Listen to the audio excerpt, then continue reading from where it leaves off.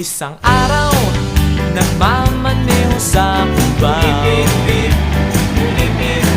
aking nakita, babaeng saksakan ng ganda. Sinundan ko ang kotseng sinasakyan niya, hindi ko nakitang may dumarating pala. Hindi ko naiwasan, kami bigla nagkabanggaan. Nung magkamalay ay nasa ospital na ako, inasikaso ng doktor na pili ng nanay ko. Biglang-bigla na lang ang nurse nandyan na, at para kong nakitang anghel sa ganda. Kahit nagdidelirio, itong nasabi ko sa kanya.